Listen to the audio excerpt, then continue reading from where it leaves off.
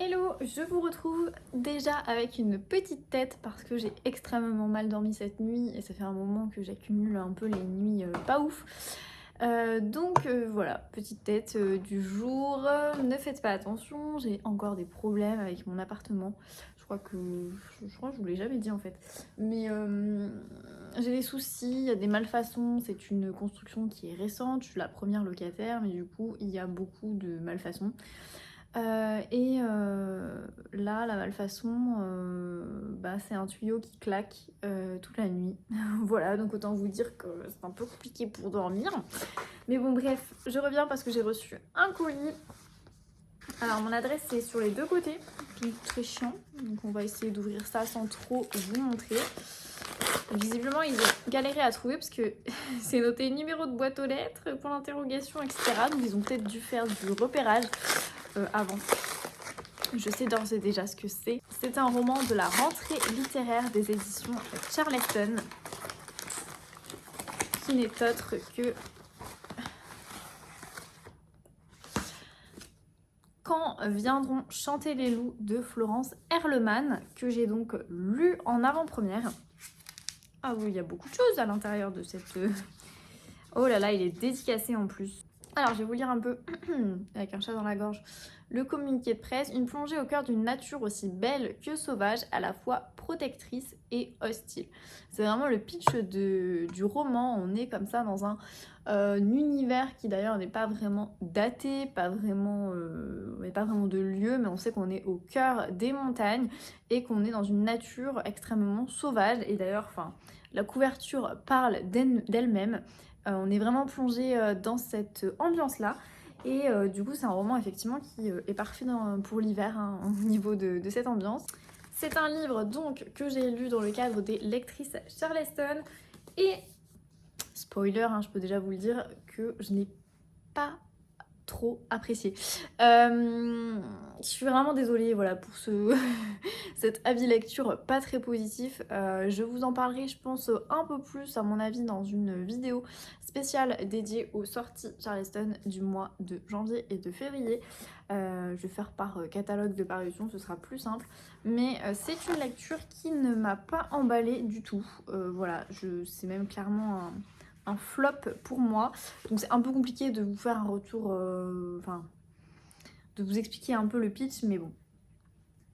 On est effectivement sur un roman où on suit Abel, qui est un papa. On sait dès le début qu'il a perdu son fils, ou du moins que son fils a disparu, probablement qu'il a fugué, et pour tout simplement essayer d'échapper comme ça, de fuir à sa propre douleur, il a décidé de vivre reclus dans les montagnes et on a comme ça tout un champ lexical de la nature. Il est bûcheron, donc on a aussi son travail qui est quand même bien omniprésent. L'autrice joue beaucoup avec la nature, avec le décor et l'ambiance. Personnellement, ça ne l'a pas fait parce que j'ai eu du mal avec la plume de l'autrice, mais je pense que c'est un goût personnel qui est vraiment très personnel. Ça ne l'a pas fait non plus parce que j'ai trouvé qu'il y avait des petites incohérences à un moment donné. Donc il vit reclus cet homme et puis il rencontre un jeune homme qui s'est perdu, lui, dans la montagne. On ne sait pas trop pourquoi, comment, hein, au début il s'est perdu. Et ce jeune homme lui fait énormément penser donc à son fils disparu, hein, vous l'aurez compris.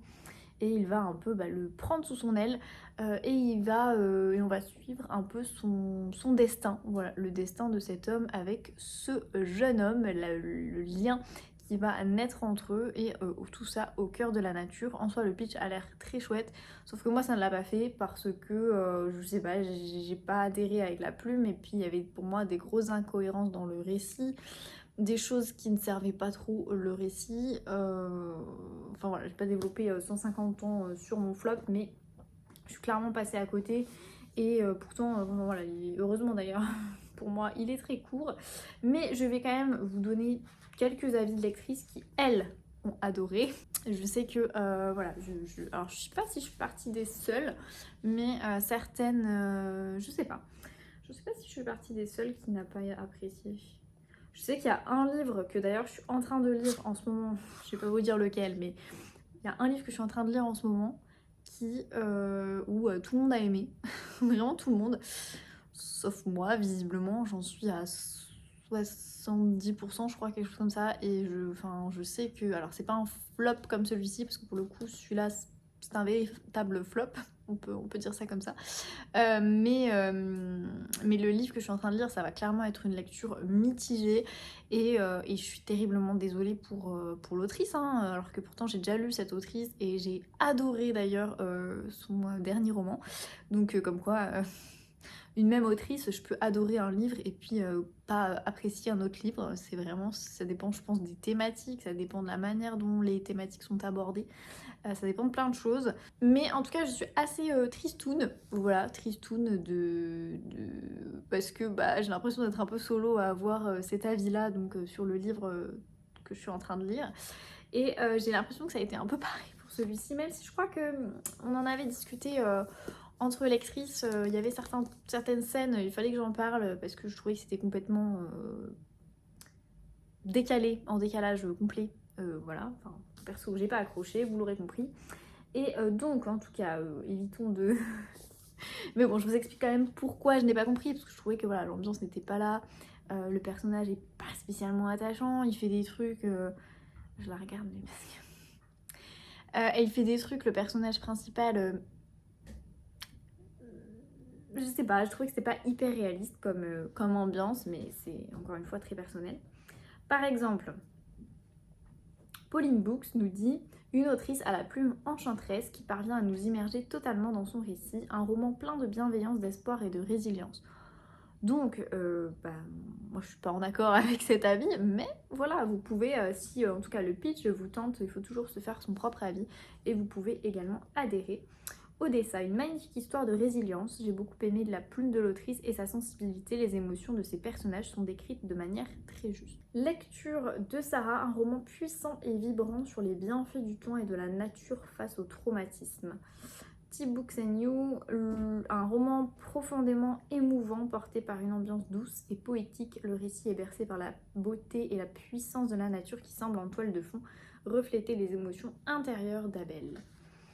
Voilà, ça vous donne d'autres avis que le mien. Il faut toujours de toute manière, je pense, lire, écouter des avis qui sont différents. Je trouve que ça vous permet d'avoir tout simplement un esprit critique, même si bon, le seul esprit critique que vous pouvez vous faire, c'est lire le livre. Mais voilà, je vais pas en tout cas en parler pendant 150 ans. C'est le premier et j'espère le dernier flop de mon aventure Charleston. Mais merci en tout cas beaucoup à Charleston pour l'envoi de ce roman avec... Oh, mais il y a le marque-page. Ah, et du coup, il y a les filles qui sont sur le marque-page. Ça doit être très très chouette aussi d'avoir son avis sur un marque-page, même si ce n'est que sur un marque-page. C'est quand même chouette. Voilà. Voilà du coup pour ce colis qui me vient d'arriver. C'est un... Vous allez le voir je pense, mais je vais recevoir, forcément là je suis en train de recevoir les premiers livres de l'aventure Charleston, ça y est. Et j'ai hâte en fait, j'ai vu que j'étais dans un livre aussi, alors je l'ai pas encore reçu celui-là, mais pour le coup ça fait plaisir, enfin forcément je pense qu'on est dans les livres qu'on a appréciés. Qui me paraît tout à fait logique, n'est-ce pas? Je m'attendais à ne pas être dans ce bouquin, à ce que mon avis ne soit pas dedans, enfin voilà, ce qui est clairement logique. On a dans le formulaire, pour vous parler un peu des coulisses, même si voilà, c'est un grand mot, on a en tant que lectrice Charleston, donc on a des deadlines à chaque fois pour donc lire les livres, les futures parutions de la maison d'édition. On a des deadlines tout simplement parce que après ça part en impression, enfin en relecture je crois, correction éditoriale etc. et ensuite en impression. Donc c'est pour ça qu'on a des deadlines assez tôt. Le timing est toujours un petit peu serré, même si je trouve que les plannings sont quand même envoyés vraiment longtemps à l'avance, donc on peut vraiment s'organiser. Les ENC aussi, donc les PDF sont envoyés quand même très longtemps à l'avance, donc franchement sur ça c'est plutôt chouette pour pouvoir s'organiser. Et ensuite du coup on a dans ce planning des formulaires à remplir, et systématiquement dans le formulaire on a un barème de notation, donc on doit donner en fait une note sur 10 d'ailleurs je crois au livre et ensuite on doit donner notre avis. Je pense que ça aiguille, j'ai pas envie de dire des bêtises, mais je pense que ça aiguille quand même les personnes qui relisent ces formulaires, tout simplement bah, voilà, pour évidemment d'ores et déjà enlever les personnes qui ont moins apprécié le livre et puis sélectionner uniquement celles qui l'ont beaucoup apprécié. Je vous jure que le manque de sommeil c'est terrible, franchement celles et ceux qui ont des insomnies, force à vous, courage, je vous trouve vraiment incroyable parce que moi dès que ça y est je dors pas très bien pendant quelques jours, il n'y a plus personne quoi, c'est très compliqué pour moi de survivre, j'ai envie de dire. Je rentre en mode survie, c'est plutôt ça, et c'est dur, c'est vraiment dur, donc force à celles et ceux qui dorment pas beaucoup, je vous admire, vous avez voilà, une force absolument incroyable. Donc qu'est-ce que je disais? Oui, on a les formulaires et on a nos avis. Et donc oui, je disais que j'ai vu passer sur les réseaux, que j'étais dans un livre qui va paraître au mois de février, je peux déjà vous le dire, c'est le futur livre de Céline Olinsky, la fabuleuse telenovela de La vie ratée de Sophie D. Le titre est assez long et j'ai vraiment hâte de vous en parler davantage. Parce que c'est un roman que j'ai beaucoup aimé, j'ai trouvé très chouette, pourtant je suis vraiment pas adepte, et vous le savez, je suis vraiment pas adepte du genre feel good. D'ailleurs le livre que je suis en train de lire justement en ce moment et où j'ai un avis mitigé, c'est un feel good, voilà. C'est un feel good mais vous savez à chaque fois ils abordent des thématiques qui sont pas forcément feel good, hein. C'est le principe du livre, hein. L'ensemble paraît léger puis on rentre un petit peu quand même en profondeur mais sans être trop sombre non plus. Et donc moi les feel good, enfin plutôt les feel good et moi, ça fait souvent deux. Ça fait souvent deux. En fait c'est soit ça passe et j'aime beaucoup et je trouve ça très chouette, soit ça casse. Donc j'ai des lectures, voilà. C'est très mitigé. Et souvent le problème entre guillemets, enfin du moins je lis beaucoup de feel good avec des autrices qui sont écrits par des autrices françaises. Oh, j'ai un chat qui s'agite parce que je ne lui accorde pas assez d'importance. Oui. Donc souvent c'est des autrices françaises, les feel good que je lis, et c'est fortement dommage. Ne m'attaque pas.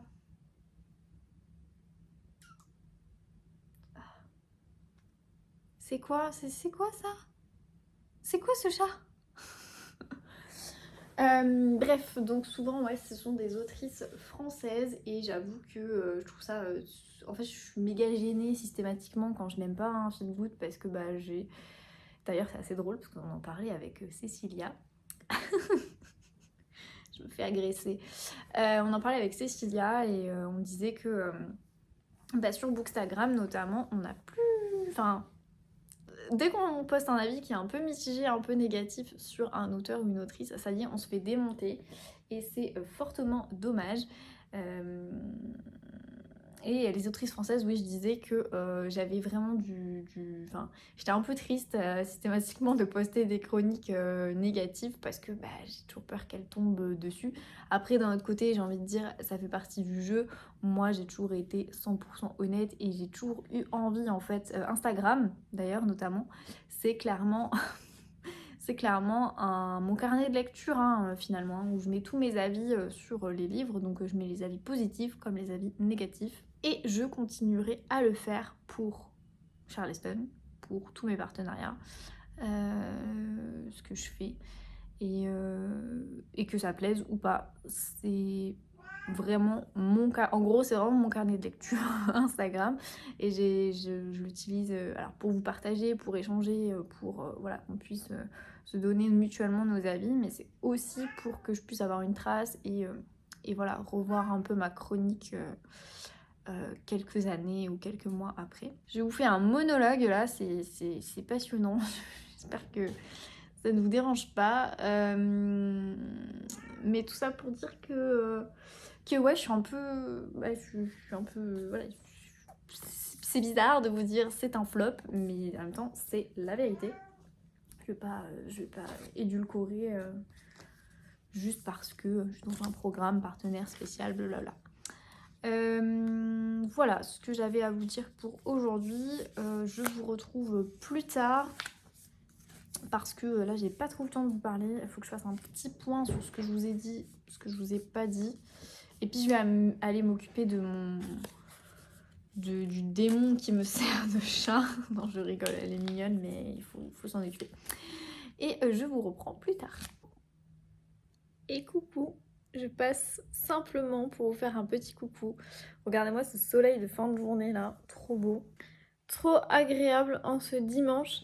Et ça y est d'ailleurs, oula, les premiers avis des lectrices Charleston sont parus. Donc les premiers livres vont bientôt là paraître. Ceux qu'on a lus en fait en tout premier, donc il y a de ça maintenant un petit moment. Et ça fait très bizarre, c'est une émotion très particulière. J'ai l'impression que ça y est, enfin, notre aventure secrète, entre guillemets, est révélée au grand jour. Et moi, j'ai décidé de faire un truc un peu spécial, mais bon, là, je pense que vous l'aurez vu, du coup, déjà vu, parce que ce sera déjà paru.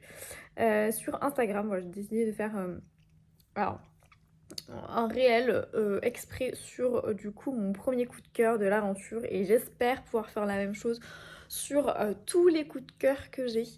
Voilà, ou du moins, je sais pas, faire quelque chose un peu en rapport quand même. À voir si j'ai le temps, à voir comment ça se passe. Mais fait du bruit quand je parle. Mais voilà, ça y est, enfin, on lance un peu l'aventure Charleston au grand jour et c'est fort plaisant parce que jusqu'à présent, tout ce qu'on a lu n'était pas encore paru et demain va paraître les 3 premières ENC qu'on a lues, donc ça se concrétise.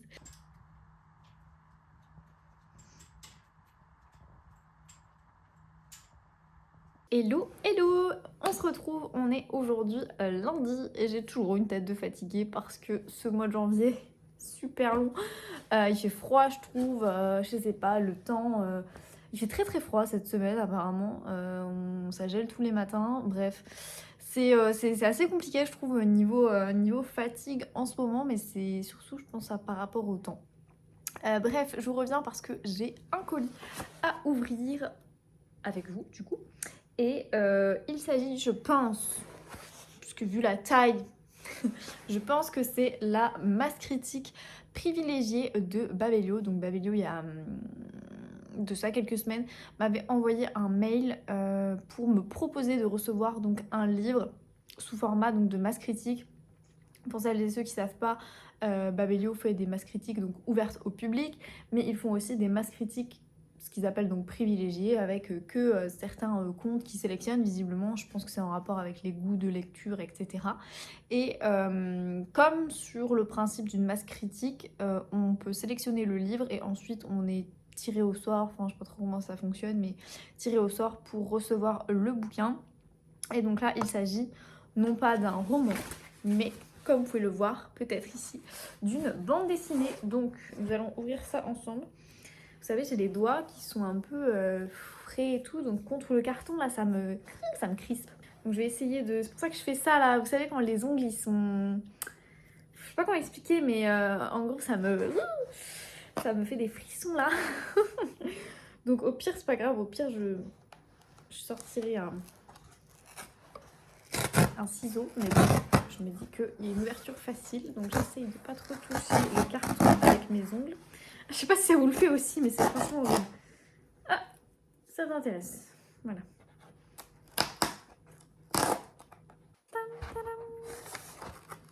Oui. Ah bah alors le carton était super grand.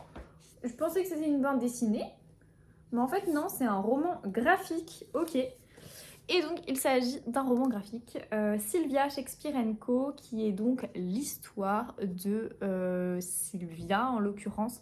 Sylvia Beach, une américaine qui a créé la librairie Shakespeare & Co à Paris. C'est une librairie que je connais de nom, qui est voilà, assez, je pense, reconnue à travers donc, tous les Parisiens et aussi même plus au-delà. Et donc voici son histoire en roman graphique. Les dessins, je trouve, font très enfantins. Je sais pas si... c'est très enfantin, mais en même temps, j'ai hâte de découvrir cette histoire. En fait, ça me tentait bien, parce qu'on est voilà, un peu sur une sorte de... là, pour le coup, vu que c'est un roman graphique, un roman historique. Et donc, son histoire... Elle est américaine, amoureuse des livres et de Shakespeare depuis son plus jeune âge. Installée à Paris à l'aube des années 1920, elle rencontre la libraire Adrienne Monnier qui devient sa compagne et l'introduit dans le monde intellectuel de l'entre-deux-guerres.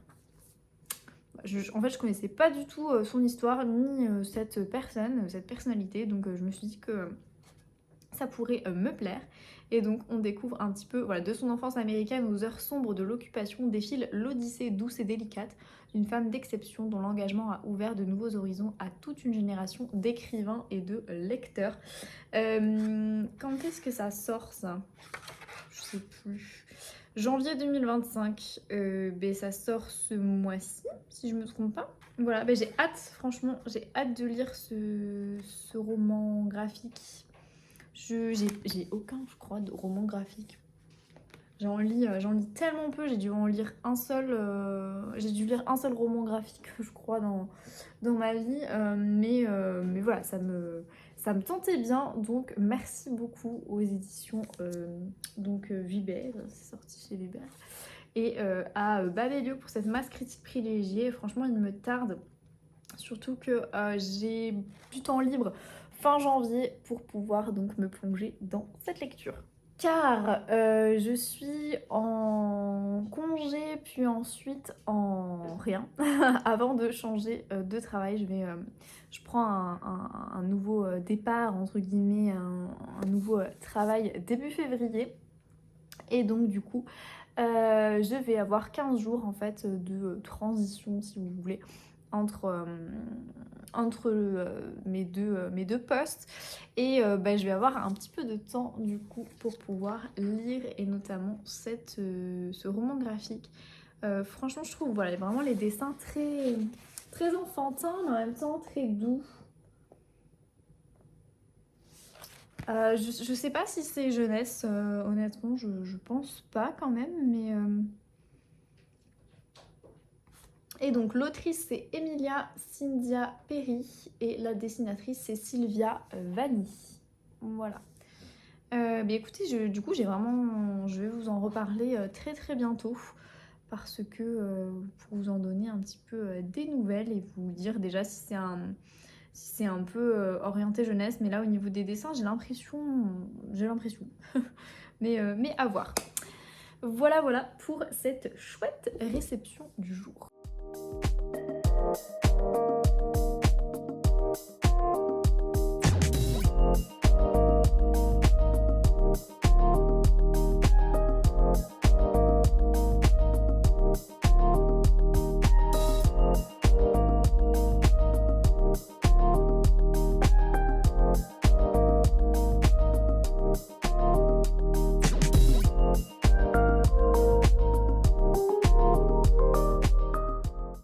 Nous sommes aujourd'hui mercredi, nous sommes presque fin janvier et je suis officiellement, si je puis dire, en vacances, en transition en termes... Enfin, j'ai une petite transition en termes de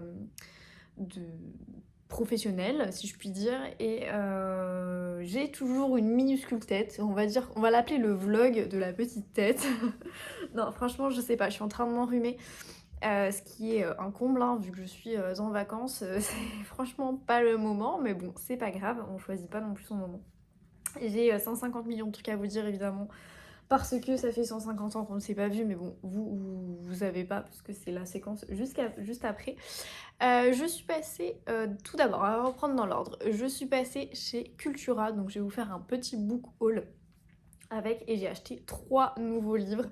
Le premier livre... Alors, il y en a 2 qui étaient dans ma wishlist. Le premier, et d'ailleurs, je suis en train de le lire. Il s'agit de Des secrets de la femme de ménage de Frieda McFadden. C'est donc le tome 2 de La femme de ménage que j'ai lu il y a de ça quelques mois. Livre, donc La femme de ménage que j'ai beaucoup aimé. Je l'ai d'ailleurs mis dans mon top de mes meilleures lectures polar thriller de 2024. Si vous n'avez pas vu ma vidéo bilan, je vous la mets dans le petit i.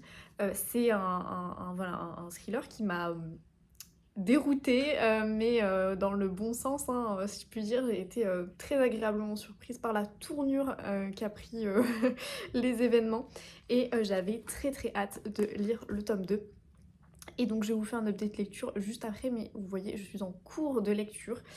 J'ai voilà, à peine acheté, à peine commencé, franchement, bref, je vous fais un update juste après, mais il était sur ma wishlist.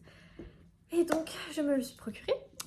Deuxième livre sur ma wishlist aussi depuis sa sortie, et il fallait que je me le procure en grand format. Il s'agit des Morsures du silence de Johanna Gustafsson. J'ai adoré, de la même autrice, L'île de Yule, donc forcément il me fallait son nouveau roman. S'il vous plaît, je l'ai acheté, je n'ai même pas lu le résumé. Donc nous allons lire le résumé parce que je ne l'ai même pas, je ne sais même pas de quoi ça parle. Mais j'ai vraiment foncé les yeux fermés parce que vraiment L'île de Yule est dans mon top meilleure lecture 2023 du coup, si je me trompe pas. Alors, vêtu d'une nappe blanche et coiffé de bougies, un adolescent est retrouvé le crâne fracassé sur l'île de Lidingö, qui fait face à Stockholm. Or, 23 ans plus tôt, une jeune fille a été découverte assassinée elle aussi au même endroit, dans le même costume traditionnellement destiné à fêter la Sainte Lucie. Donc il est question, je pense, de mythes et légendes suédoises, hein. C'est d'ailleurs un peu le pitch, si je puis dire, de L'île de Yule. À l'époque, le petit ami de la victime avait été condamné pour ce meurtre qu'il a toujours nié. Était-il innocent? Le véritable coupable aurait-il frappé à nouveau? Pourquoi maintenant? Et on suit le commissaire Alexander Storm avec l'aide inattendue de la policière française Maya Rennes, récemment installée en Suède. Il va obstinément tenter de démêler les fils de cette énigme et mettre au jour, c'est français ça, un secret enfoui depuis si longtemps qu'il a fait bien des ravages. Thriller glaçant, impitoyable, où le lecteur devient lui-même l'enquêteur obsédé par l'envie de résoudre les mystères de cette affaire. Franchement, voilà, c'est juste ce pitch, ça me tente trop quoi. Encore plus maintenant que je l'ai. Alex, je suis en train de penser, est-ce que j'ai L'île de Yule déjà? Oui, j'ai L'île de Yule, je vais pouvoir vous le présenter. L'île de Yule que j'avais acheté il est dédicacé, donc je vais vous le dire, en 2023, au Quai du Polar. Et d'ailleurs, Johanna Gustafsson est au Quai du Polar cette année. Hein. Non, parce que là, oui, je me souviens, on suivait Emma, mais à un moment donné, on suit aussi un inspecteur, comment il s'appelle? Karl. C'est pas le même. Je sais pas pourquoi je pensais que c'était le même personnage. Bon, bref. Et je trouve, par contre, au niveau de la charte graphique et tout, ils ont vraiment tout misé. Vous trouvez pas quand même une forte ressemblance? Parce que, ouais, forcément, L'île de Yule a eu un énorme succès, je pense, et ils ont voulu surfer sur la vague, et bah ça a marché au niveau marketing. Clairement, j'ai même pas lu le résumé pour vous dire des Morsures du silence que je l'ai déjà acheté, donc je suis influencée. Voilà, qu'est-ce que vous voulez. Petite pause mouchoir, et je vous retrouve donc avec le troisième livre que j'ai acheté chez Cultura.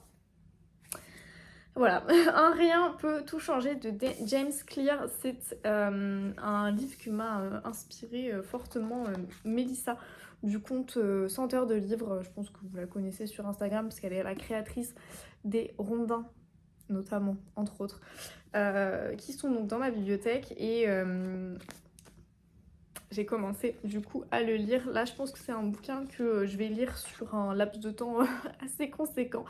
Je pense que je vous ferai un retour de lecture si ça vous intéresse plutôt à la fin, mais voilà, vous attendez pas, je vais pas le lire voilà, d'une traite à mon avis.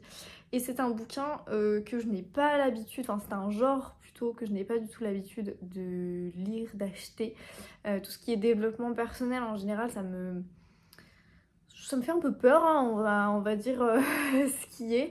Ça me fait peur parce que j'ai toujours l'impression qu'on nous dicte un peu notre façon de faire. Donc je me suis jamais vraiment trop intéressée à ce genre-là. Mais je suis un peu dans une dynamique, vous l'aurez compris, de changement et tout changement. Et donc même changement personnel au niveau voilà, de mes habitudes. Et je pense que les habitudes de vie jouent beaucoup. Donc j'étais très très curieuse en fait de lire ce genre littéraire et puis surtout de découvrir ce roman qui apparemment est quand même un best-seller aux États-Unis. J'en ai entendu beaucoup de bien parce que pas mal de critiques disaient que ce n'était pas un roman de développement personnel comme les autres, il changeait. Il y avait vraiment des exemples concrets, des cas pratiques en gros, et je trouve que c'est intéressant parce que ce qui me gêne, alors ce ne sont que des a priori, hein, on est d'accord, mais ce qui pouvait me gêner, c'était justement dans le développement personnel ne pas avoir d'exemples concrets à quoi se rattacher. Donc voilà, bon là j'ai lu l'introduction hein, et le début, là j'en suis vraiment au début. J'ai lu 2 pages des fondamentaux, mais j'attends d'être un peu plus posée pour pouvoir le lire, parce que même si effectivement en ce moment je suis en vacances, j'ai la sensation de courir à droite à gauche, et c'est pas qu'une sensation hein, parce que je dois bientôt m'en aller, je sais pas quelle heure il est, mais en même temps j'ai envie de dire je prends le temps de faire tout ce que je n'ai pas le temps d'habitude de faire. Bref, et si vous êtes comme moi, you know. Et voilà, donc c'est un roman sur les changements d'habitude. Et la première question, c'est: vous avez du mal à changer vos habitudes. Le problème ne vient pas de vous, mais des moyens que vous utilisez. Les mauvaises habitudes se répètent, non pas parce que vous ne voulez pas les changer, mais parce que vous utilisez des moyens incompatibles avec le changement. Je trouve que ça nous fait aussi un peu déculpabiliser. Bon, dans un certain sens. Créer de bonnes habitudes, abandonner les mauvaises. Et c'est vrai que clairement, les habitudes jouent énormément sur, j'ai envie de dire, tous les plans. Mais voilà, après ce sont des avis bien sûr très très très personnels. Et donc voilà, j'ai acheté ces 3 romans chez Cultura il y a de ça une semaine je crois, quelque chose comme ça. Ensuite, chronologiquement, avant de vous faire mon update lecture, il y a eu la première édition d'un club de lecture que nous avons créé donc avec une copine qui est bibliothécaire, qui s'appelle Mathilda, que vous avez déjà vu je pense dans certains de mes vlogs, dont notamment le vlog des Quais du Polar à Lyon. Je vous mets aussi en petit i. Toutes les deux nous avons créé donc notre club de lecture qui est situé dans la région bordelaise, au sud de Bordeaux. D'ailleurs, si vous êtes pas très loin et que ça vous intéresse, n'hésitez pas à m'envoyer un message sur Instagram. La conversation de groupe avec notamment les informations pratiques, les inscriptions, tout ça, ça se passe sur Instagram. Je suis désolée pour celles et ceux qui n'ont pas Instagram. Après, si vous n'avez pas Instagram, on peut peut-être s'arranger. N'hésitez pas à m'envoyer un mail. Je vous mets mon mail en barre d'infos. Voilà, il y a moyen de s'arranger pour vous inscrire, etc. Mais c'est un projet qui nous tenait à cœur. Je crois que je ne vous en ai pas trop parlé ici, parce que j'ai l'impression d'être un peu submergée en ce début d'année. Mais voilà, je prends enfin le temps de vous parler de ce projet, donc ce club de lecture qui s'intitule Livres et Chocolatine. Hein, team Sud-Ouest, n'est-ce pas? Il fallait marquer un petit peu le coup. Donc on a trouvé ce nom de club de lecture et c'est un projet qui nous tenait à cœur depuis, ça nous trottait un peu dans la tête l'année dernière. Et voilà, en fin d'année, on a tout bouclé, on a monté et lancé ce projet. Il y a déjà quand même pas mal d'inscrits, donc on est très très contente de l'engouement de ce club de lecture. Ça fait vraiment vraiment plaisir de savoir que voilà, les gens sont au rendez-vous, intéressés, motivés. C'est pour nous voilà, très important et on espère en tout cas voir continuer cet engouement. Hein. C'est sûr que c'est l'essentiel, et parler de livres, surtout, échanger autour de la lecture. Et donc du coup, il a eu lieu la première édition de notre club de lecture. samedi dernier, donc il y a de ça quelques jours, 5 jours. Et c'était très très chouette. On était 12 si je me trompe pas, et voilà, on a pu parler un petit peu des lectures. La première thématique c'était lecture au coin du feu. Et donc chacun devait présenter un livre qui rentre pour lui ou elle dans la catégorie, et expliquer voilà en quoi il avait apprécié, etc. Donc c'était très cool. Il me fallait que je vous partage tout ça. En tout cas, nous avons pris beaucoup de plaisir avec Mathilda à l'organiser, à le faire entre guillemets, même si c'est peut-être pas le bon terme, mais à y participer.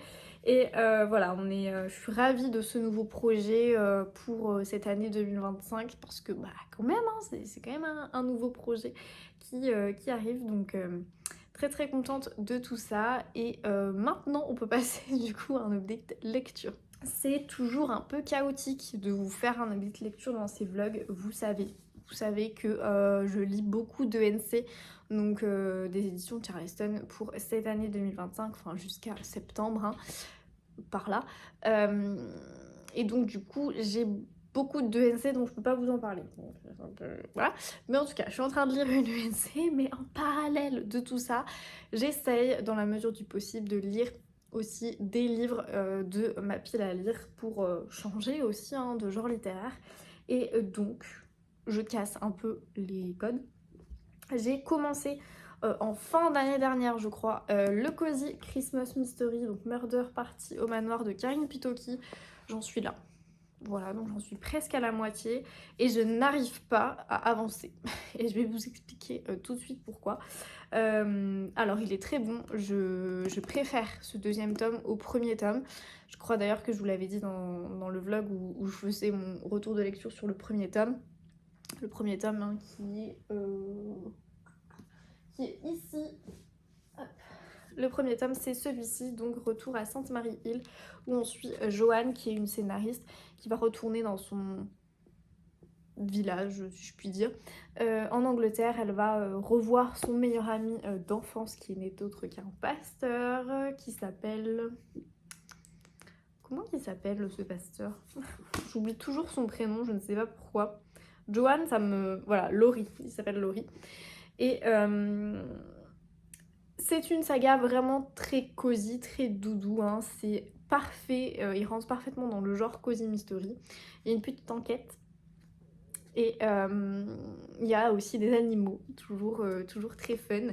Et donc là, dans ce tome 2, l'histoire est un peu indépendante, mais c'est vrai que je vous conseille quand même de le lire dans l'ordre. On va suivre Joanne et son neveu notamment qui vont faire une murder party dans un manoir. Je trouve l'idée très fun en fait, et je trouve que le genre cozy mystery se prête vraiment à ce type d'histoire aussi. Et ça change et on pose le cerveau et c'est trop cool. Donc j'aime bien, je l'ai commencé, j'avais vraiment bien aimé, j'ai lu presque d'une traite d'ailleurs cette première moitié, même si j'en suis pas encore à la moitié. Sauf que entre temps j'ai dû lire des ENC, j'ai dû abandonner, enfin mettre de côté cette lecture pour lire des ENC, mais forcément avec toutes ces ENC j'ai dû le mettre de côté. Avec toutes les ENC que j'ai à lire, c'était trop compliqué. Donc je l'ai mis de côté et j'attends vraiment le moment pour le reprendre. Donc j'espère là, pendant ces 15 jours, pouvoir le reprendre et le terminer parce qu'il est très bien. Voilà, encore une fois, il est très bien. C'est pas parce que je l'ai mis de côté, parce qu'il est très bien, mais je veux en profiter. En gros, j'ai envie de le savourer. C'est la première fois que je fais ça avec un bouquin. Souvent, voilà, des fois j'arrive pas à les reprendre, mais là je sais que je vais le reprendre. J'ai pas la possibilité. Entre temps, j'ai quand même terminé un livre, Le Bureau des Affaires Occultes de Éric Foissier, donc je peux vous en parler vu que ce n'est pas une UNC. Et en fait, il me reste encore en tête. Donc je sais pas si je peux parler d'un coup de cœur, mais j'ai envie de dire presque, on frôle vraiment le coup de cœur. C'est aussi pour ça, à mon avis, que j'ai mis un petit peu de côté celui-là, parce que j'avais trop envie de savoir la suite pour celui-là au moment où je l'ai commencé. Parce que comme je vous l'ai dit, comme j'ai 150 millions de NC à finir, il fallait un genre littéraire qui casse complètement les UNC Charleston, qui sont quand même soit de l'historique, soit du feel good en ce moment. Donc bon. Et celui-là, très très bon polar historique. Je suis ravie de ma lecture. On est dans les années 1800, on est en 1830. On est sous un régime en France qui est sorte de transition entre la Révolution française et donc la République. On est dans une période un peu trouble du coup, politiquement parlant. Il le met très bien en avant, je trouve, dans le roman. Et on suit un Valentin Verne qui est donc un... C'est pas un inspecteur, mais c'est un... Il fait partie de la police, bref, et à la base il enquête sur les mœurs, voilà, sur atteinte aux mœurs, etc. Et en fait, il va être plongé au cœur d'un... quelque chose de beaucoup plus sombre. Je sais pas trop comment en parler en fait de cette lecture sans trop vous dévoiler l'intrigue. Mais on est sur une alternance en fait. On a à la fois, on suit donc Valentin Verne qui au début est gendarme, enfin, ou policier, bref, aux mœurs, qui on va lui confier en fait une affaire d'une importance capitale où c'est un jeune qui s'est suicidé mais dans des conditions un peu spéciales, un peu bizarres. Ça touche, on dirait que ça touche un peu à l'occulte. Vous découvrirez pourquoi le bureau des affaires occultes à la fin. Et donc il va être sur cette enquête et c'est un policier quand même qui est tenace, hein. Il enquête tout seul mais il lâche jamais l'affaire. Et comme je vous dis, on suit en fait un autre personnage qui s'appelle Damien qui tient un journal. Et là, dès le début, genre vraiment dès le début, c'est quand même sensible de s'abstenir, je trouve, parce il raconte en fait dans son journal des scènes vraiment cruelles où il est enfermé par un fameux vicaire et qui lui fait visiblement subir des horreurs. Il est traité comme une bête, voire même pire qu'une bête. Et donc voilà, il décrit quand même avec précision pas mal de choses et c'est assez horrible. On se doute évidemment qu'il y a un lien entre Valentin et son enquête là un peu spéciale et justement le journal de Damien et ce personnage de Damien et du vicaire qui est un peu chelou. Au bout d'un moment, on se rend compte que Valentin enfin, je pense pas que ce soit un spoil de vous dire ça, est à la recherche de ce fameux vicaire, mais on comprend pas trop pourquoi, comment. Il y a un lien avec son père, on comprend pas trop pourquoi, comment. Et tout ça va être donc démêlé à la fin. Et c'est extrêmement bien fait. J'ai adoré ce livre parce que c'est une ambiance qui est donc glauque. Mais glauque, mais sans tomber dans le... C'est glauque sombre, hein, glauque version très très sombre. Pardon, j'ai un SMS. On est également dans le Paris de ces années 1830 où du coup c'est un peu sale, un peu répugnant. On le voit même à la couverture, elle est noire et on s'imagine complètement ces ruelles sombres, un peu crades, etc.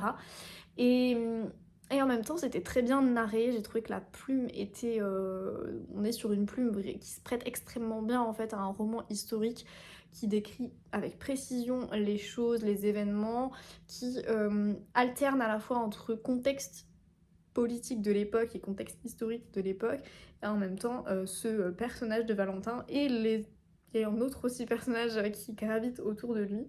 Et du coup, c'était vraiment très intéressant. Franchement, ça faisait très longtemps que je n'avais pas lu de polar historique et j'adore ce genre littéraire, vraiment. J'aime les romans historiques, j'aime les polar thrillers. Polar historique, j'adore, voilà. Et il faut que j'en lise davantage parce que je sais que c'est un genre qui peut vraiment, vraiment, vraiment me plaire. Donc je vous le conseille, on apprend aussi plein de choses, comme je vous ai dit, donc sur l'époque et sur... notamment, il y a des premières avancées, sans trop vous en dire, mais des premières avancées scientifiques. Et du coup, c'est très, très, très, très chouette. J'ai adoré et j'ai hâte de me procurer le tome 2. Et donc, on frôle un peu le coup de cœur pour moi parce que j'ai eu ce côté addictif tout au long de ma lecture et ça faisait très longtemps quand même que ça ne m'était pas arrivé. Donc voilà, je pense qu'on est à ça du coup de cœur, je sais pas. Mais franchement, très très bon polar, donc probablement un coup de cœur. Et donc j'ai enchaîné avec toujours un genre littéraire aussi qui casse un peu avec ce que je lis. Les secrets de la femme de ménage de Frieda McFadden. Comme je vous disais, j'en suis à peu près 282 pages sur... J'en suis presque à la fin. 406. Il me reste voilà, un peu plus de 100 pages et c'est aussi très addictif, franchement. Je trouve qu'il est différent du premier tome, mais j'aime beaucoup. Pour l'instant, je sais pas si je préfère le premier ou le deuxième, mais je trouve que c'est pas la même chose. Dans le premier, on est quand même sur un vrai thriller domestique. Là, dans le deuxième, oui, et en même temps non, parce que en termes de... On va continuer à suivre donc le personnage principal de la femme de ménage, Millie, mais on va la suivre chez elle et chez son employeur, chez qui donc elle fait des prestations de ménage. Donc on la suit sur ces deux environnements, entre guillemets, alors que dans la femme de ménage, le tome 1, on est quand même unique sur un seul lieu. Donc je sais pas, je le trouve différent, enfin en cela je le trouve différent. Mais par contre je le trouve quand même très bien, enfin il est quand même abouti pour un tome 2, elle a quand même réussi à retourner je trouve la situation et là j'ai l'impression qu'elle va encore nous retourner la situation, enfin j'ai la sensation qu'il va se passer encore un truc là au moment où j'en suis et donc je le trouve vraiment chouette. Il y en a plein qui l'avaient moins apprécié ce tome 2 au tome 1. Moi j'aime les deux. Pour l'instant j'aime les deux. Si elle nous refait un gros twist là, je pense que je serai bouche bée. Encore plus du coup que le tome 1. Mais j'attends de voir s'il va y avoir un gros twist ou pas. Donc très satisfaite de ma lecture pour le moment. Et vous l'aurez compris, hein, donc en parallèle de Charleston, je vais plutôt me tourner vers du polar thriller pour casser un peu le genre. Voilà, histoire de lire quand même des livres différents et prendre toujours autant de plaisir. Donc voilà pour mon update lecture un peu chaotique. Mais voilà, il fallait absolument que je vous en parle parce que j'ai commencé des trucs, voilà, mis en pause d'autres trucs, fini, machin, bon, bref. Et du coup, bah, je vous reprends plus tard pour continuer tout ça. Hello hello, je suis en train de faire mon carnet de lecture pour 2025 et du coup je me suis dit que j'allais vous montrer en vlog mon carnet lecture 2024 finalisé donc parce que je crois que quand j'ai tourné même ma vidéo bilan je ne l'avais pas finalisé. Donc j'ai lu 66 livres en 2024 et là vous pouvez voir donc j'aime bien trier par catégorie entre guillemets, donc brochet, poche, audio, e-book et ENC forcément c'est rajouté donc à la fin lorsque j'ai été prise en tant que lectrice Charleston. Et donc vous pouvez un petit peu voir quand il y en a deux, donc c'est que je l'ai en poche et que je l'ai écouté en audio. Voilà, vous l'aurez compris. Ensuite j'ai terminé aussi cette page ce matin parce que je crois que j'avais pas fini là les derniers mois. Donc ça c'est le nombre de livres que je lis par mois et je n'ai pas dépassé les 8. Voilà, maximum ça a été en janvier. Mais voilà, je suis plutôt une lectrice qui lit lentement, entre guillemets, même si bon, tout est relatif. Hein. Ensuite, ma petite reading list, ça j'aime beaucoup parce que ça me permet vraiment d'avoir un visuel en fait sur tous les livres que je lis, puis surtout d'avoir la note à côté. Et en fait, j'ai fait une 3e page ici, vous le voyez, avec un livre. Bon, RIP. Ensuite, cette page, je pense que je ne la referai pas pour 2025, mais je vais continuer en fait de la compléter, tout simplement parce qu'elle récapitule vraiment l'ensemble. Alors peut-être que j'en ai oublié, hein, il y a moyen que j'en ai oublié, mais normalement elle récapitule l'ensemble de mes sagas en cours, donc même celles que j'ai par exemple dans ma pile à lire. Donc là vous voyez le chaos dans nos veines, je sais que c'est une saga parce que l'autrice l'a dit. Et j'ai donc le premier tome dans ma palle, donc je l'ai mis, même si j'ai pas commencé. Pareil pour le cri, des poignards dans les sourires, le loup des cordeliers, etc. Et j'avais trouvé ce système-là de faire une petite page comme ça là sur internet. Et donc du coup, je complète au fur et à mesure. Donc vous le voyez, c'est Filles d'Irlande, hein, pas, je me suis trompée là, le secret des Évril, c'est Filles d'Irlande, le nom de la saga. Et donc voilà, je vais compléter en 2025 parce que vous voyez il reste de la place et tout, donc je vois pas trop l'intérêt de refaire une page. Ensuite, dernière page de mon carnet de lecture 2024, cette page qui finalement est qui fait 3 pages. Les services presse, je voulais en fait avoir un récapitulatif, un visuel, voilà, sur tout ce que je recevais de la part des maisons d'édition, que ce soit des services presse occasionnels ou des services presse réguliers, parce que là vous voyez, Charleston revient quand même souvent parce que j'ai été donc partenaire en 2024, puis ensuite lectrice, mais voilà. L'archipel revient aussi beaucoup, vous savez pourquoi. Et il faut que je fasse mon petit bilan où je note combien de livres j'ai reçus de quelle maison d'édition. Et ça me permet également de calculer, donc d'avoir un visuel et de calculer. Et là, vous pouvez voir que j'ai reçu 73 services presse en 2024. Je compte vraiment année calendaire, hein, de janvier jusqu'à fin décembre. Donc, ce qui est beaucoup, énorme même, c'est beaucoup trop, 73, parce que vous l'avez vu précédemment, j'ai lu 66 livres, donc vous voyez qu'il y a un moment donné où je suis fortement en retard. Mais bon, c'est pas grave, ils seront lus bien après. Et vous entendez à ma voix que je suis enrhumée. Quel plaisir vraiment. Donc on tourne la page 2024 et c'est parti. J'ai commencé 2025. Non mais Vivi, elle me fait trop rire.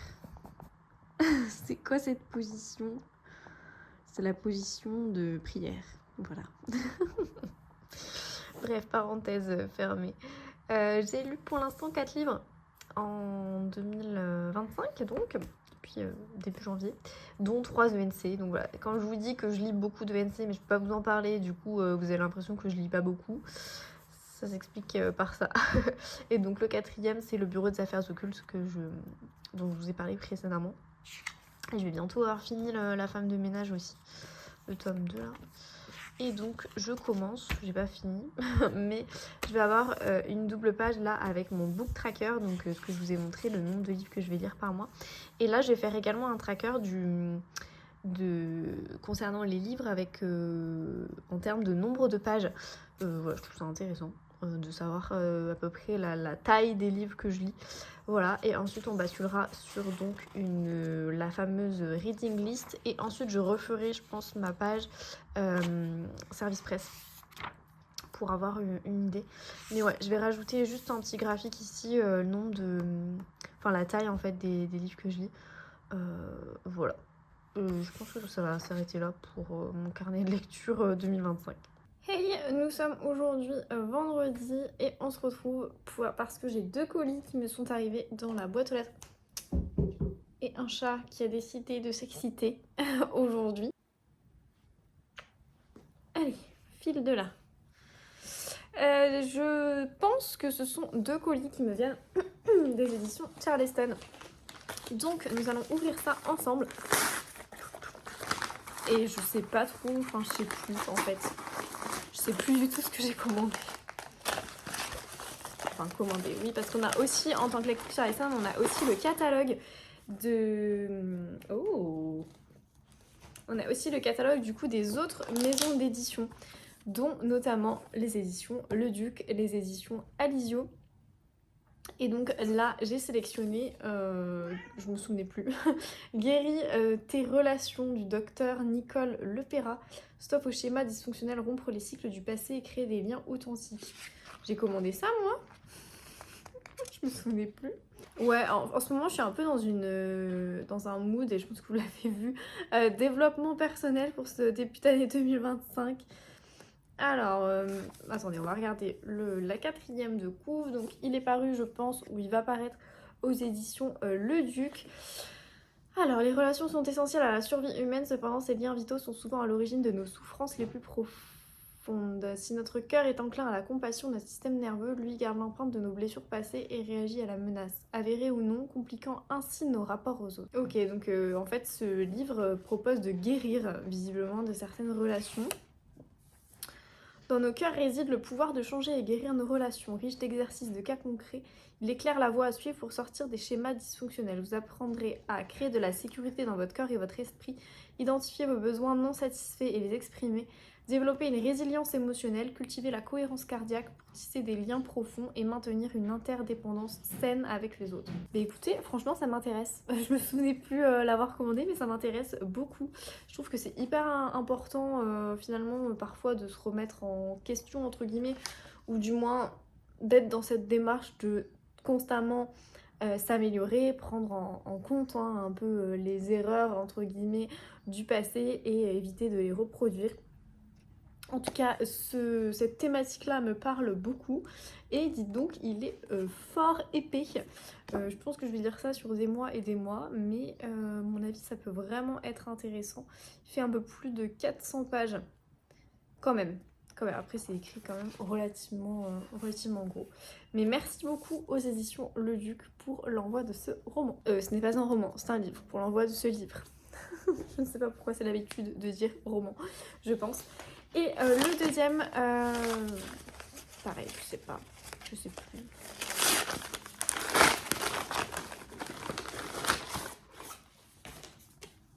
Ok, ah oui, c'est vraiment spécial le Duc aujourd'hui. Dormir comme un sapiens d'un docteur en sommeil, donc Meridji Van Delar, docteur en sciences du sommeil. Je sais pourquoi je l'ai sélectionné. Vous l'avez vu, je pense, vous l'avez un peu compris. En ce début d'année, j'ai du mal à dormir. Je pense qu'il y a plusieurs facteurs. Et j'ai l'impression que ces petites insomnies, ces trucs comme ça enfin, franchement, j'ai pas envie que ça continue. Et donc, j'espère en tout cas essayer de tout simplement de faire quelque chose par rapport à ce sommeil. Donc, c'est pour ça que j'avais sélectionné ce livre. Durant des millénaires, l'humanité a dormi dans des conditions a priori peu propices au repos, dans les arbres, à même le sol et dans des abris sommaires en groupe et à la merci du climat. En dépit de ces contraintes, l'insomnie n'a jamais été un problème. Aujourd'hui, alors que toutes les conditions de confort et de sécurité semblent réunies, nous devrions dormir mieux que jamais. Et pourtant, pourquoi la qualité de notre sommeil s'est-elle dégradée? Quand avons-nous oublié comment bien dormir? Comment renouer avec le sommeil instinctif de nos ancêtres? En se basant sur l'étude des peuples premiers dont les conditions de vie sont très proches de celles de nos ancêtres, ce best-seller international propose de nous faire découvrir comment nous défaire des éléments de la vie moderne qui nous coupent de notre instinct, nous libérer des injonctions à un sommeil parfait, atténuer les effets ravageurs d'une mauvaise nuit, alors ça va me parler, concilier usage des stimulants et sommeil réparateur. Ça a l'air très très prometteur. Voilà, j'en attends beaucoup de ce livre. Un sommeil ancestral, lire en hauteur, nanana. Qu'est-ce que le sommeil? Donc là, il y a les phases, différentes périodes de la vie, est-ouest, couche tôt, lève tard, minuit, nanana, ok. Pourquoi faut-il dormir? Nuit blanche. Les bases primitives, le sommeil social, stimuler le sommeil, détendez-vous, faire des heures, ses alliés. Horloge, nanana, ok. L'avenir du sommeil, la clé c'est l'équilibre. Et après on a un programme en 3 semaines. Merci beaucoup du coup aux éditions Le Duc pour ces 2 chouettes réceptions. Ouais, je pense que dans le catalogue, lorsque je l'ai reçu, j'ai eu envie un peu de... c'est pas vraiment du développement personnel, mais du moins d'améliorer un peu quand même ma condition. Et donc ces 2 romans ont l'air... pourquoi je dis roman? Ces 2 livres ont l'air très très intéressants. Donc merci beaucoup aux éditions Le Duc. D'ailleurs, je vous fais un update parce que j'ai commencé... Un rien peut tout changer, j'en suis au chapitre 3, donc je vais commencer comme... J'en suis quand même page 52 et c'est très intéressant. Je trouve qu'il y a des cas concrets, il nous explique vraiment bien, c'est clair. Moi j'avais peur de rien comprendre et de devoir me concentrer tout le temps sur ma lecture et au final non, ça va. Donc je suis très contente de ce début de lecture. Je vous en parlerai du coup un peu plus lorsque je l'aurai avancé. Update lecture, j'ai fini Les secrets de la femme de ménage qui n'est autre que le tome 2, donc de la femme de ménage. Et j'ai beaucoup aimé. J'ai beaucoup aimé. Je pense qu'on est au même niveau pour moi quand même que le premier tome, à savoir une très bonne lecture. Et j'ai un chat qui m'attaque, c'est pas bien. Elle m'attaque parce qu'elle veut de l'attention. Je lui en donne juste après. Mais bon, faut quand même que j'allume la caméra, que je vous en parle un peu. Donc les secrets de la femme de ménage de Frida McFadden, qui ne tourne qu'un tome 2. Je pense qu'effectivement il vaut mieux quand même les lire dans l'ordre parce que sinon vous n'allez pas comprendre. Et c'était très très bien, la lecture était très addictive. J'ai adoré retrouver Millie, surtout qu'on n'est pas vraiment dans le même genre que le premier tome, parce que là on va la suivre du coup qui va faire du ménage chez un couple. Riche, voilà, assez aisé dans la banlieue, je crois, de New York. À chaque fois, on est là-bas en termes de lieu. Et en fait, on la suit. Il va y avoir des trucs un peu bizarres. On va se rendre compte de certaines choses, mais ça suit quand même le premier tome, donc je peux pas trop vous en dire. Et on la suit également dans sa vie un peu perso. Il lui arrive des trucs. Et il y a des petits retournements de situation. Alors, c'est pas un énorme twist. Enfin, il y en a un en vrai. Mais il n'y a pas qu'un seul twist, en fait, il y a plusieurs twists, je trouve, jusqu'à la fin. Et c'est très très bien fait, même la fin. J'ai trouvé vraiment vraiment bien fait. Elle a réussi à me retourner un peu le cerveau. Et c'est ce que j'attendais dans ce genre de lecture. Donc franchement, je suis trop contente de l'avoir lu. Et trop contente de cette lecture. Très bon... Très bon thriller pour moi. En fait, je pense que je suis vraiment adepte des polar thrillers parce que à chaque fois j'aime beaucoup ça. Enfin, quoique j'ai eu des petites déceptions l'année dernière, mais là, franchement, les 2 premiers que j'ai lus cette année, très très bien. Donc voilà, je vous conseille quand même de le lire. Moi, j'ai autant aimé que le premier. Il y en a plein qui disaient qu'il était moins bien, etc. Je trouve que l'histoire est pas la même en fait, donc c'est pas trop comparable et je dirais pas que je l'ai préféré, quoique je pense qu'en vrai je l'ai préféré au premier tome. Parce que le premier tome, pendant la première moitié, c'était quand même relativement lent. Il y avait quand même... elle mettait quand même tout en place et je trouvais que c'était un peu lent. Donc je pense que je l'ai préféré aussi. Mais... ouais, franchement, très très bien. Donc j'ai hâte de découvrir le tome 3. Je sais pas quand est-ce qu'il va sortir en poche, mais voilà, je me l'achèterai bien évidemment en poche. Donc voilà, pour cette update lecture, fallait que je vous fasse, parce que je vous ai dit qu'on était presque sur un coup de cœur, et je reste un peu sur ce truc de... C'est presque un coup de cœur pour moi, parce que j'ai adoré, j'ai vraiment eu ce côté addictif jusqu'à la fin. Mais... je sais pas, faut que je le digère je pense avant de savoir si c'est un coup de cœur ou pas. Voilà pour mon update lecture et je pense que je vais clôturer ce vlog ici. Je vous retrouve donc bientôt, j'espère, dans une prochaine vidéo. J'espère que cette vidéo vous a plu. Si c'est le cas, comme d'habitude, vous me mettez un petit pouce, comme ça me permet de jauger, de voir qui a aimé vraiment si ce vlog a plu. Et je vous retrouve bientôt, j'espère, dans une prochaine vidéo. Bye bye!